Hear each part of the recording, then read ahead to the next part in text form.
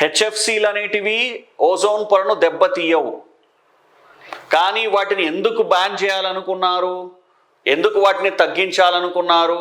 హెచ్ఎఫ్సీలు super green house వాయువులుగా పనిచేస్తాయి. ఇది fluorinated gas, అది ఫ్లోరినేటెడ్ వాయువులు.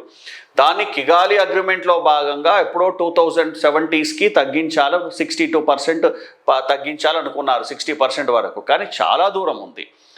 ఆ కిగాలి అగ్రిమెంట్ కాకుండా ఈ కూలింగ్ రిలేటెడ్ టెక్నాలజీస్ నుంచి విడుదలయ్యేటటువంటి గ్రీన్ హౌస్ వాయువులను తగ్గించడమే ఈ గ్లోబల్ కూలింగ్ ప్లెడ్జ్. అది చూడండి, it include 66 national government signature is committed to working together reduce the cooling related emissions across all sectors by at 68% globally relative to 2022 levels by 2050.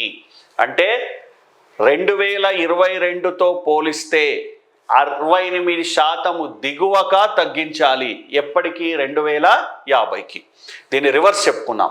2050 నాటికి cooling related technology నుంచి release అయ్యేటటువంటి గ్యాసెస్ని 2022 కంటే 68% తక్కువగా తగ్గించాలని target పెట్టుకున్నారు.